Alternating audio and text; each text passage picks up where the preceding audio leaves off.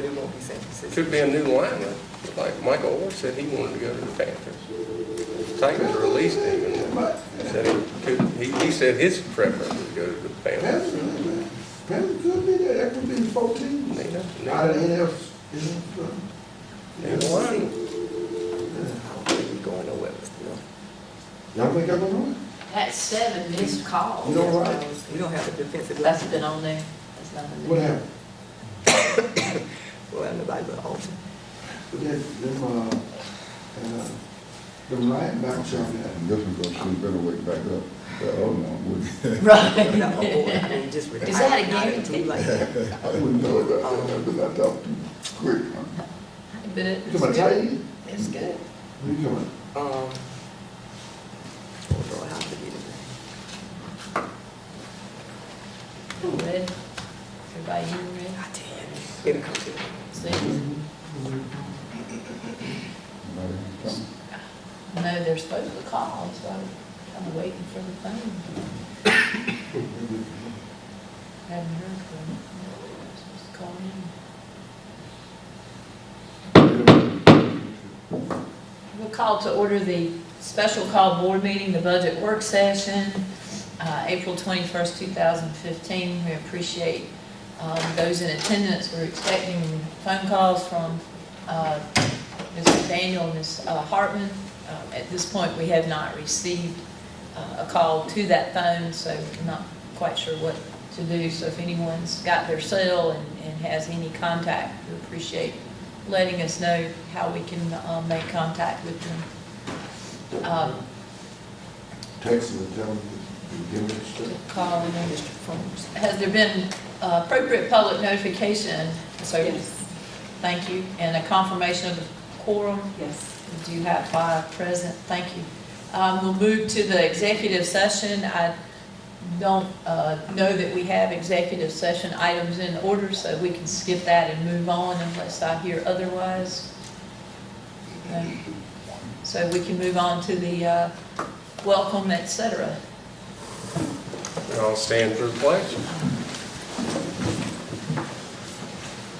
Pledge allegiance to the flag of the United States of America and to the republic for which it stands, one nation, under God, indivisible, with liberty and justice for all.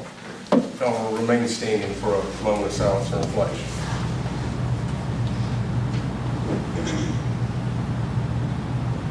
Thank you.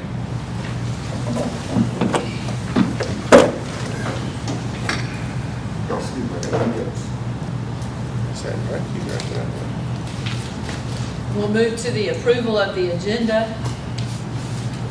Madam Chair, I'd like to make a motion that we approve the agenda as stated, finding a second. Second. Thank you, Mr. Miller and Mr. Frick. Those in favor of the agenda as presented, signify by the raising of the right hand. We've got 5. And public comment? Madam Chair, I've received no public comment. Okay, thank you. Superintendent? Other than I would say the outstanding job with the newsletter as always, but that's not all good. Thank you. And then we'll move on to operations and finance. Mr. Robinson? Yes, ma'am. We have the budget that's been included in your board docs for your review for the budget work session. All of the items in there are the same items that were presented during the first reading of the budget.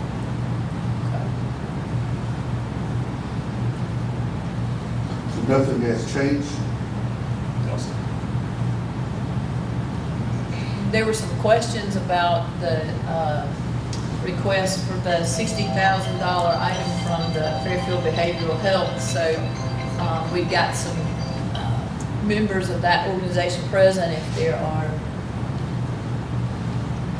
Is that the phone? I'm sorry, I apologize. I'm gonna cut it off. That was your phone? Sorry, That's Mr. Miller's phone. that was me. That was me. That was me. Okay. I'm sorry. I'm sorry. So we've got Mr. Kennedy, the director, several of the folks in the office there that can answer some questions as well as board members. So the questions that we had for Mr. Kennedy from the last time, and those directed to him. Ms. Harrison, I know you had some. I did, and I just would like to thank Mr. Kennedy and his staff for coming out. I'm looking at the information that was provided. So at this time, I really don't have any further questions. Okay. Mr. Kennedy, we would welcome your comments if there's anything that you'd like to add or say at this point. Well, the only thing I will say, Please. first of all, good evening as well. Only thing I will say is that I know there were some questions about whether or not we were a county agency versus, you know, a private organization. And I just want to make sure that I clear it up that we are not a county organization. We are an organization that is a nonprofit organization, public nonprofit. We do get funds from the county. Our board is appointed by the county council, but we are a standalone nonprofit organization. We're not like one of their departments. And so it is the board, which is the 9-member board that is appointed by the county council, that has the governing authority for our organization. We are one of 33 organizations in the state of South Carolina. We are a provider organization of the Department of Alcohol and Other Drug Abuse Services. So a lot of our funding comes through the federal government, state funding, grants if we can find them, and those kinds of things, and then whatever support we can leverage from other organizations, and certainly school districts, one of those organizations that we sought to leverage those kinds of funds over the last couple of years, because we truly had lost a lot of funding on the state level, particularly on the federal level, and we felt no other way to continue at least the level of service that we were doing in the district for a number of years. And there's certainly a great impact that I provided to the superintendent and the director of special services on those services, and we'll certainly be glad to present that at another time if possible, if need be. But just want you all to know that we're not a county organization, and we stand here as a partner with you all, and whatever we can do to continue that effort, we would love to do that in that way. And certainly want to thank my staff and board member Kay Bowell for being here tonight as well. And as I said, if there are any other questions tonight beyond, feel free to let me know, and we'll be glad to address them whenever and however we need to. So thank you very much for allowing us to be here tonight too. Thank you. Thank you. Can I ask one quick question? Absolutely, Ms. that's why Kennedy, it's here. the request for this year's budget, is that the same request that you've had in previous years? I think we funded y'all for the last Yes. 2 years at least that I Yes. recall. Yes, you have, and it's the same level of funding that we have asked for this year, which will allow us to hopefully continue the service, but also expand a little bit more as well. But it is the same level of funding. That has not changed. We still need those. If we did not get that funding, it will be a tremendous loss, not only to us, we'll do what we have to do, but I really believe it will be a tremendous loss to this district and the impact that we have in the service that we not only just have done in the last couple of years with your funding, but over the years. The research, the surveys that we've done in the community have truly shown that there have been some decreases in drug use among our youth, and we certainly attribute that to all the work that's being done on the prevention level in all the schools, and 5 elementary schools that we have, middle school and the high school, as well as the clinical treatment services that we're doing with the students as well. So it's truly a benefit, and it truly will be a loss if we did not get that additional funding that we're requesting this year. Madam Chair. Yes, sir. Mr. Kennedy, Yes, sir. are we still, I guess the question is, are we still coming to the hearings? We don't come to the hearings anymore? No, sir. From my understanding, that process has been changed, where the hearings are not necessarily in place as they were 2 years, 3 years ago. Right now, from my understanding, the principals and social workers have been given the authority to make whatever recommendations they need to based on the students to our organizations, or deal with it in-house. The same thing goes for the Gordon Odyssey. But hopefully the next year what we plan to do is to try to see if we can get some more referrals on the clinical side, because quite honestly that has changed a lot since we have not had that hearing process in place. We have not seen as many referrals through that as we have in the past. So I know at one time we could, some things was real severe. We were on the hearing committee, and we just couldn't handle it. You know, our social workers at that time wasn't equipped to handle it. And so that's when we went out and we started your organization to help us, because we didn't want our kids to be left Absolutely. behind. And we stand ready. We stand ready to continuously serve the students in that capacity. As I said, do have some ideas about how we can do that a little bit more. We've been trying to work with the social workers and guidance counselors, but we do have some ideas about how we can do that, hopefully next year, to strengthen and to increase the number of referrals that we are getting from the district. Because we get referrals not only just through the social workers and guidance counselors, but also through processes like the DJJ, the Department of Juvenile Justice, when they have hearings in concert with the school district. We get a lot of referrals through that process, but not so much as we had been, as I said, through the hearing process or through some of the folks at the school, on the school level, referring them themselves. But hopefully, with some new efforts that we're thinking about, we can hopefully increase that process next year. I have a question for clarification, since I haven't been in this process for a while. Yes, sir. Years ago, when I was in the process, the hearing that I think y'all are talking about, we all got around the table to discuss what kind of treatment to give individuals. Is that what y'all talking about? Yes, this was a hearing that was, I think, put in place by the school board, if I'm not mistaken, and there were some school board officials or trustees that was on that committee, along with the attendants or the disciplinary staff that you had, and I think some social, maybe some specialists as well. They had that particular process in place, and pretty much we came to be a part of, not necessarily in the hearing, but we were here on standby if a recommendation came out of the hearing that they were to come to our services for at least an assessment or a screening of some sort. We were on standby to be able to speak with that parent and that child on that at that time and schedule an appointment to be seen within our office. Madam Chair? Yes. It was a very efficient process, Reverend Jackson, because it ensured Mr. Miller and I that based on the needs of the student at that time and circumstances, that they were given exactly what they needed.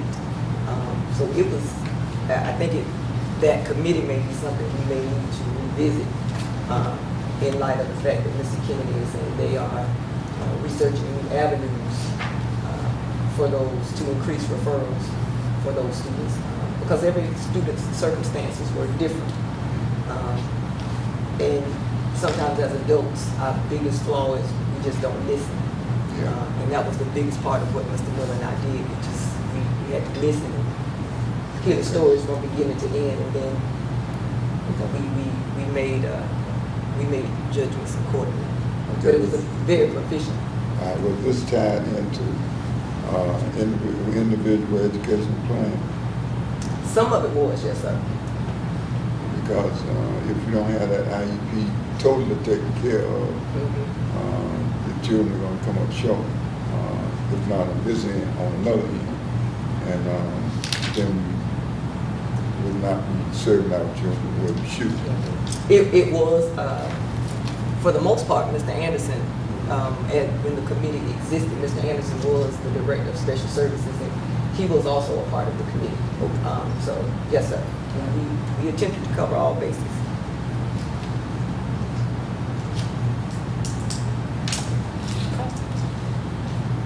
I think that's it. Thank you very much. All right, thank you. Thank you.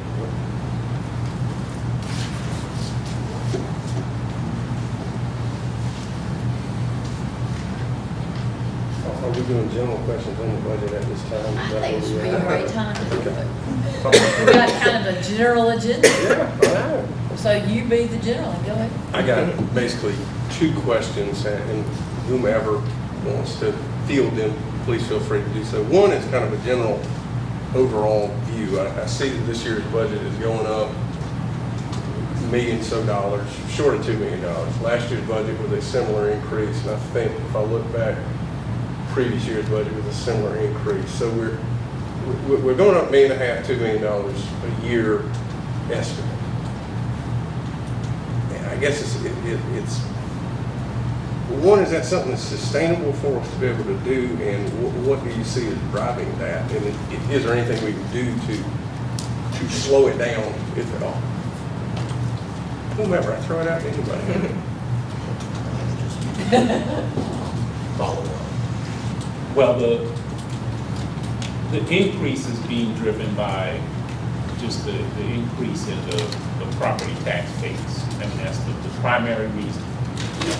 It's not an increase in millage, tax millage, so that's it. Now, whether that will continue.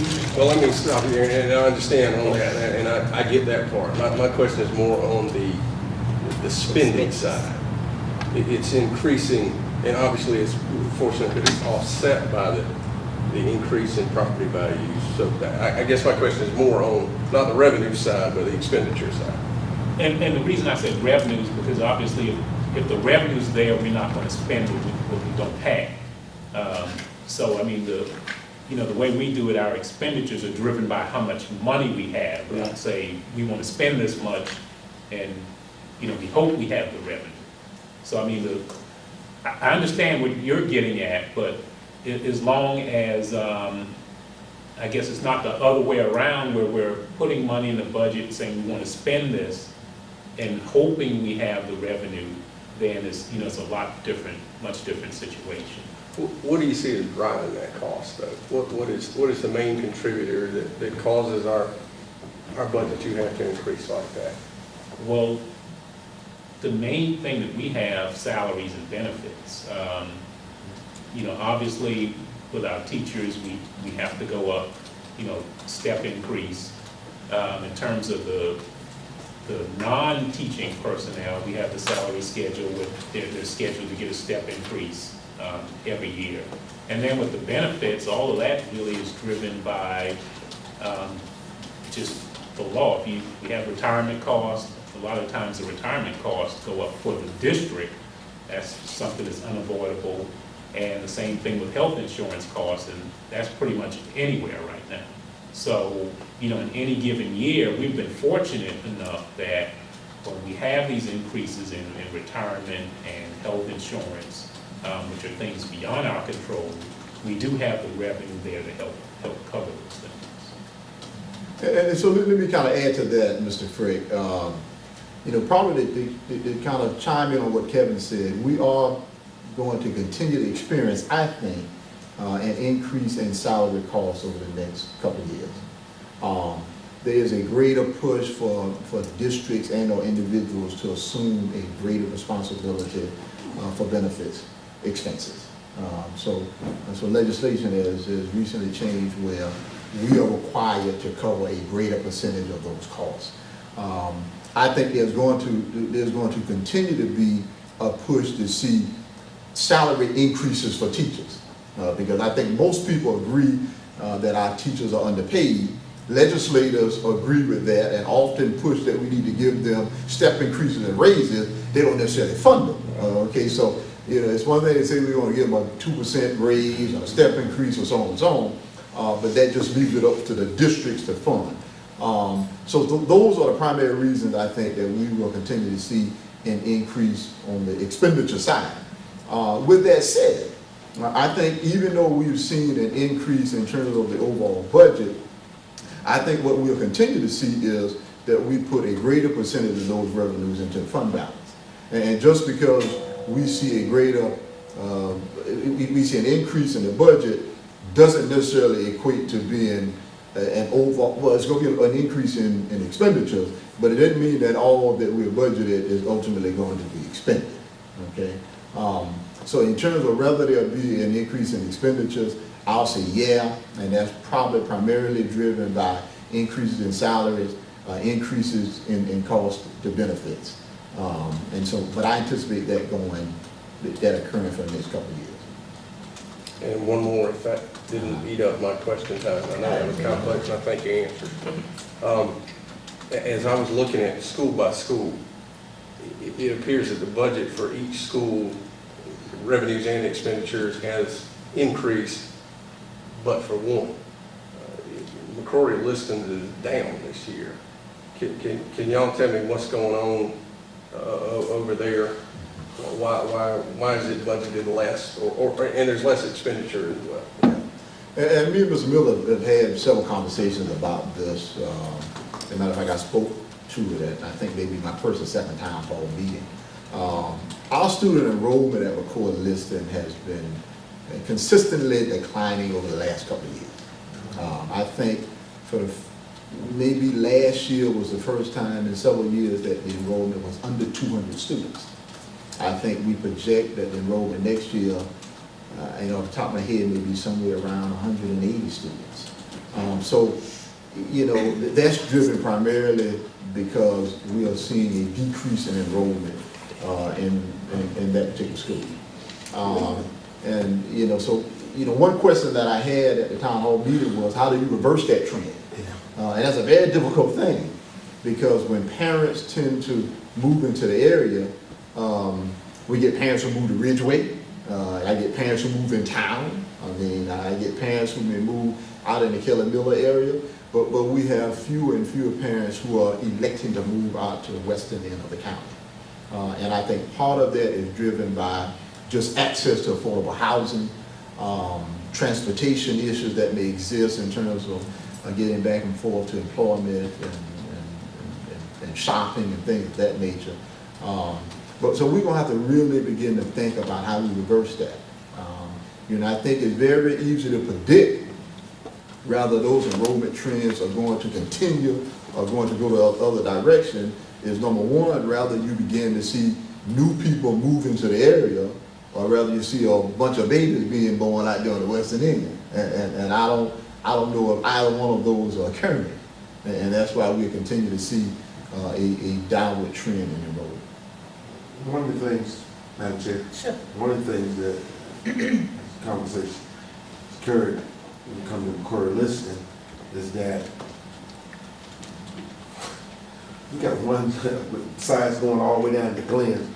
We got a tackle box. That's it.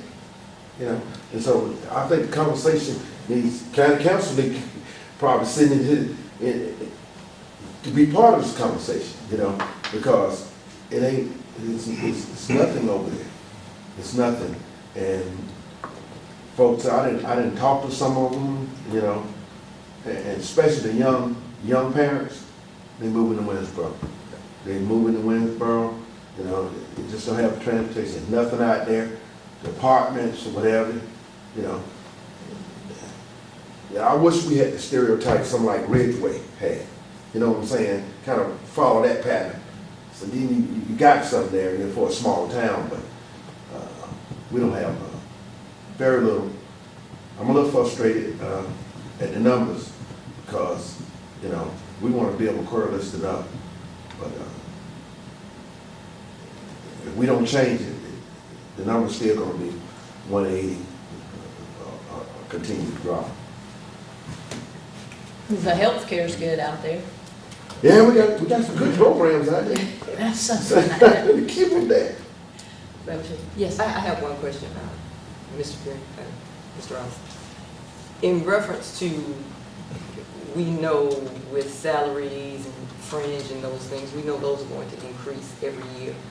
What areas have we looked at to decrease expenditures to offset that increase? I know there's going to be, we're projecting an increase in revenue, but of course that's just a projection. So in what areas are we actually looking to cut back and actually manage the budget so that maybe down the road when we have that excess coming in, we're not expending it immediately? Are there any particular areas? And so what I'll say to that, Ms. Harrison, is that I think we're in a continuous mode of trying to be frugal and save money. We've not identified any specific things that we need to cut as of yet, because we have been fortunate enough that our revenues have been able to keep pace with those increases. For example, before I came here, we were in a situation where we had cut a couple $1 million out of the budget. And really, when you start getting to that point, you start looking at salaries, personnel, and knock on wood that we won't be there anytime soon. So it is my hope that we continue to be frugal here and there, save money on supplies, save money in this account or that account, and continue to add to our fund balance. So in the event that those particular days arise, that we have some things that we can fall back on and not necessarily have to go immediately to cutting salaries and cutting personnel in order to balance the budget.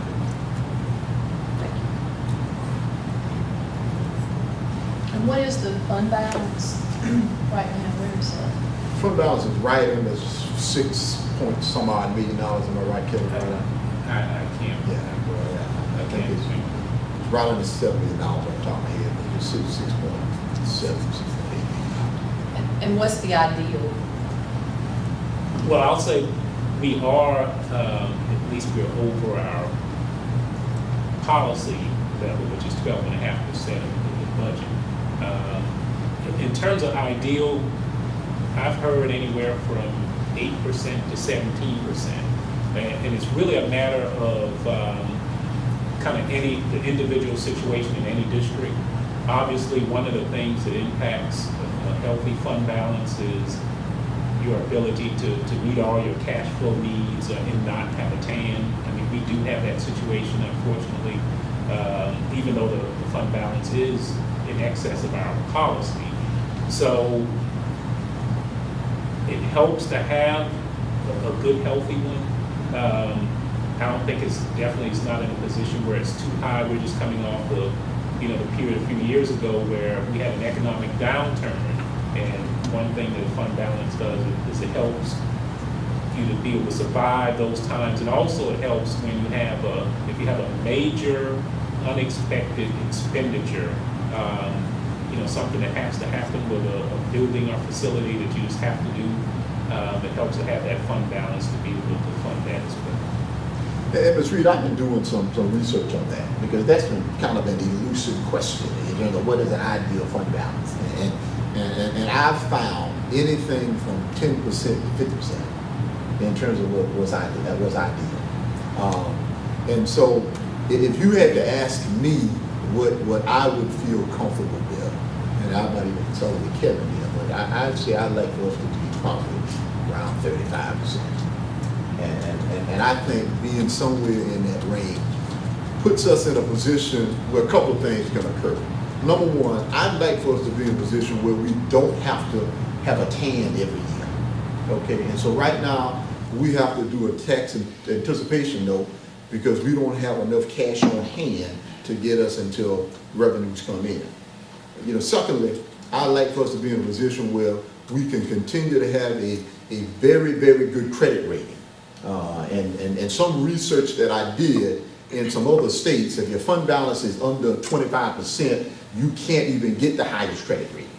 Okay, so there are some things in place in some states that if your fund balance isn't at least 25%, you can't get the highest rating in terms of borrowing funds. And finally, that we will be in a position when there are major expenditures that need to occur, we don't have to worry about going to the taxpayers talking about debt service.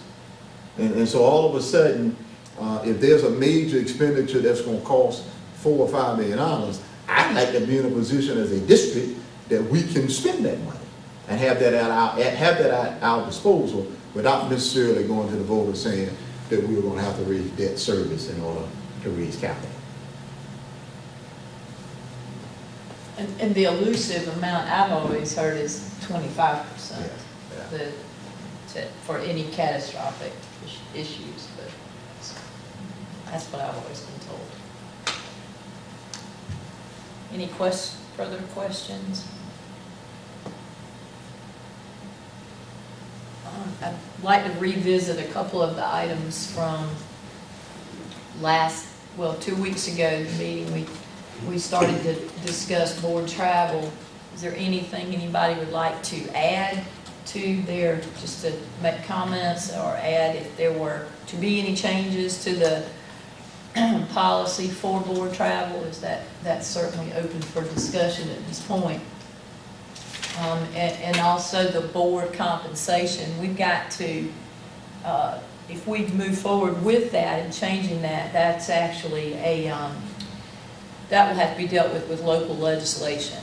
So it's not something that our board we can make the recommendation, but we would have to certainly engage with Senator Coleman and Ms. Representative Douglas for that to occur, that change to occur in local legislation. So before we go any further on that, if there is going to be some type of change in compensation, I certainly would like to have them involved, because we have to have their blessing on that.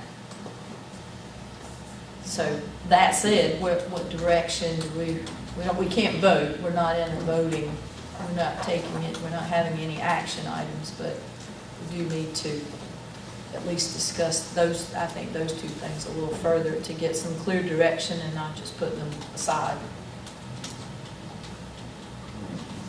Madam Chair, I think that clearly that board compensation, and as you say, local legislation, I would love to have that conversation with our local representative.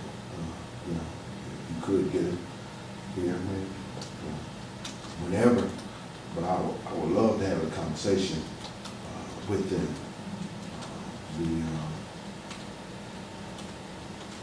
I just think that that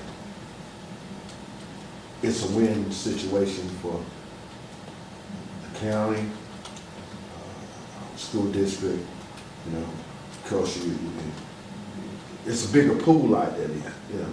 It ain't about me, trust me. It ain't about me.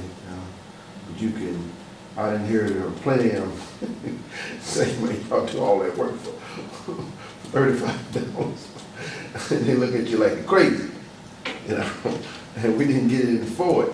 But at the same time, I like to be, everybody should be compensated. You use the word, county council as a whole man, let me be a half a man. Can I be a half? Can I be a half a man? You know, you're whole. Let me be a half a woman. I mean, that's the way I look at it. And so, you know, that's something that, you know, I would love to have a conversation with them.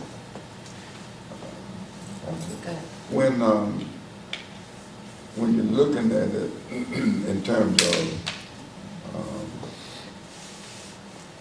what we do and what other boards do, and if one is being compensated one way and another one being compensated another way, and we're supposed to be servants of the people, we're all supposed to be serving the people, and we shouldn't be in it for the money, then why is it fair for one to be paid such an outrageous difference from what we get? Now, Miller said we get $35 a meeting. I beg to differ.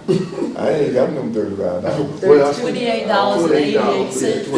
got $29. What $35 y'all talking about now? When I get my check, it's $29. You know, so and I want to make sure everybody understand that when we go to these meetings, that's what we get. You know. I can't even hardly get mileage, because I don't take 6 miles from him. You know what I mean? You think about that. That's 12 miles. I mean, that ain't hardly worth turning in. So, you know, if you're going to treat one way, you ought to treat all the same, I'm thinking. Now, and I'm not lobbying for anything. I'm just saying that we ought to be fair. Now, am I wrong? Is there a whale of difference between county council and the school board in terms of what we do for Fairfield County? Now, I know that they are into driving the government and that kind of stuff, but then we're into driving the school system. I mean, you know, I don't think it should be that much of a discrepancy. You know, $35 as opposed to what they get. 15,000. How much? 15,000 a year. Now you take the $35 and you do the math on it. Mike could do that. How much is the math? How much is the math? Come on, talk to me about it. Mathematicians, talk to me. Yeah, sure it is. let's say Yeah. we met 12 times, 420. 13 times, $455. Just ready. So we get $455 a year. Ain't something wrong with that, but. And that's all I got to say.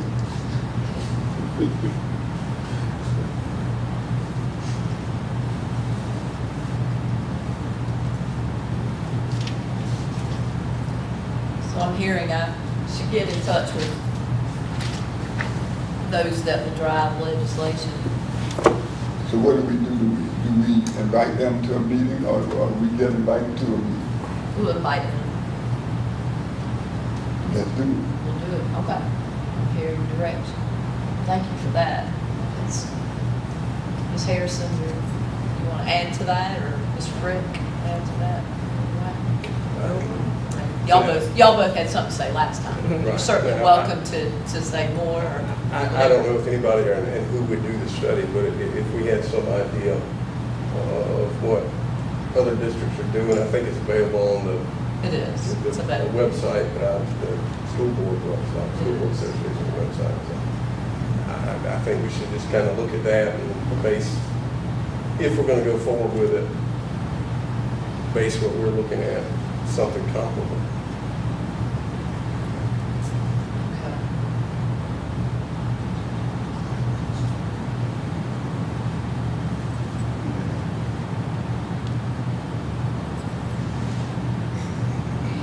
And then the travel, anybody want to go with any direction there, or you just leave it alone? What's, go back to it another day? Travel, what do you mean?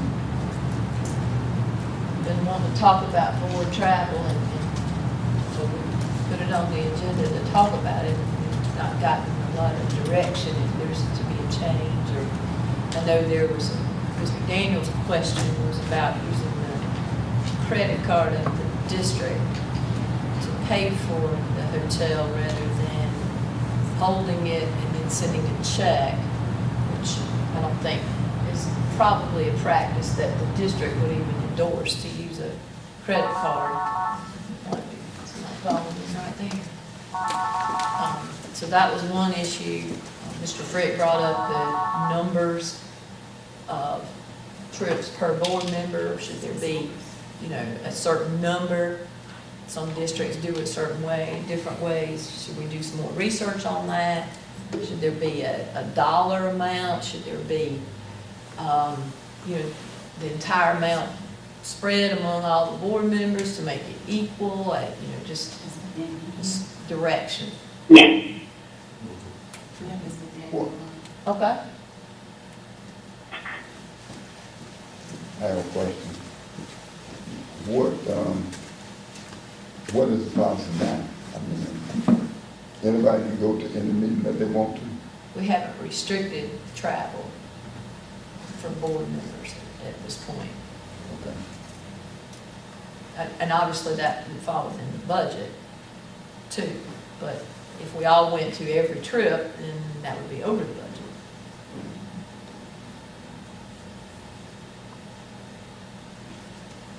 Well, And I think in general, when it comes to the procedural guidelines, just following what the district does with employees, I think is obviously the consistency is, I think, important.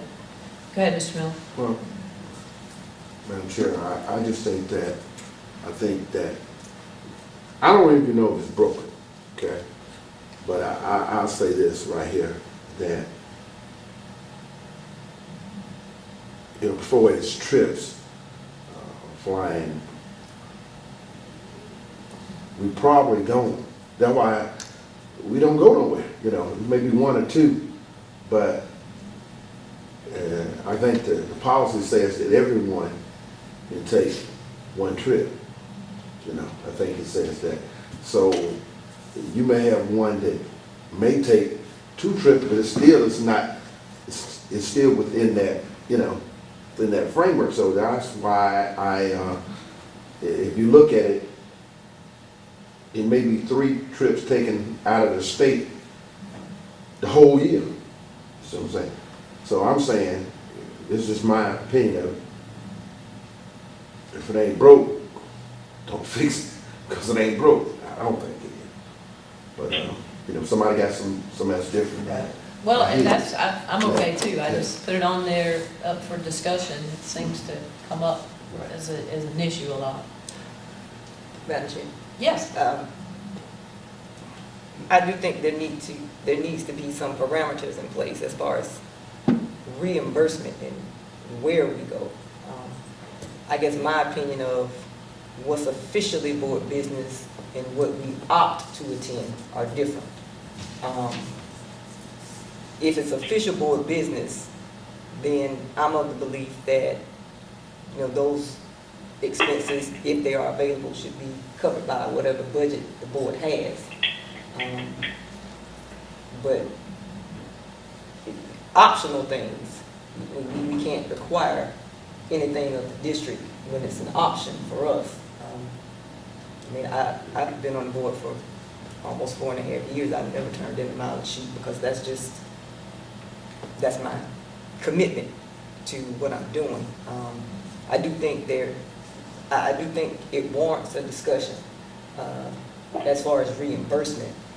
For certain things, there should be some parameters put in place, which I think back in October of maybe 2014, when the entire board travel thing arose, was basically what was wanting to be requested. We got a little off track and never had an opportunity to sit down and discuss it. But our policies are very, very vague. The disciplinary committee was very, very productive.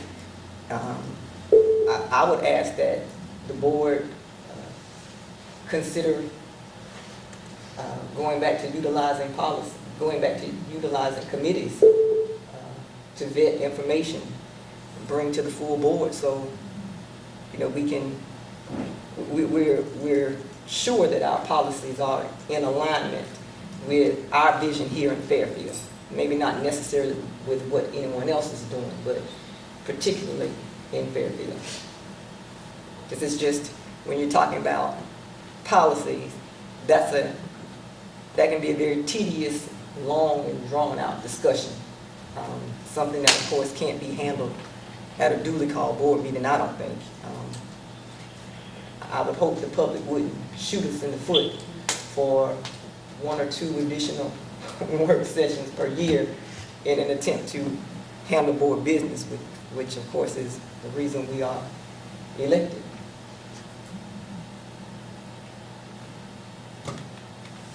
Okay. Anyone else? Comments?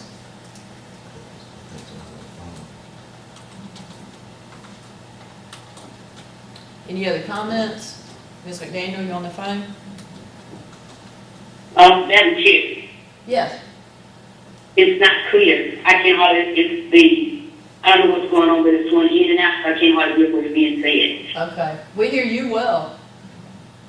Beg pardon? We can hear you. Oh, okay. I'm not sure what's going on. I'm going to hang up there and try to call back on the other phone if that's okay. Okay. Okay. What's the other phone? Was that? Maybe she's speaking about her on the phone, so we don't have anything. I think what it is, we hear her because of the microphone, but she can't hear us because we're so far All away. right. I don't think we're gonna be able to believe fix that. No. I think that you're right. You're absolutely right.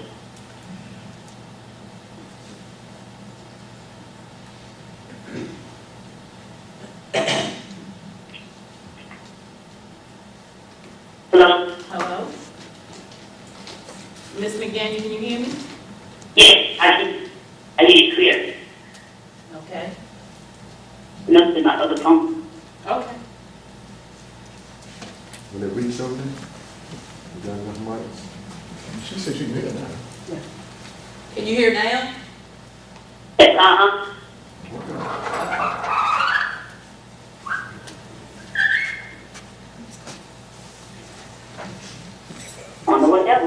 That was the squeaking of the desk.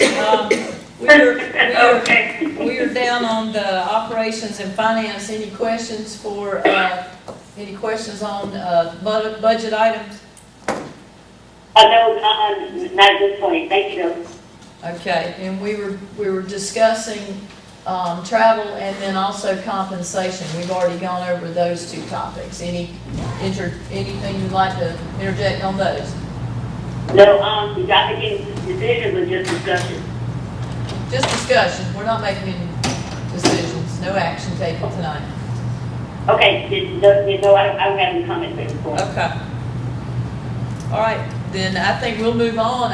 We're down to the board chair report, and I have no announcements or updates since this is a work session. Does anyone else have anything that they would like to bring up, add, interject about budget? If not, we will adjourn. Madam Chair, make a motion to adjourn. I second. Okay, Mr. Frick has made the motion and Ms. Harrison seconded to adjourn. All those in favor signify by saying aye. Aye. That's it. Thank you. And the church said.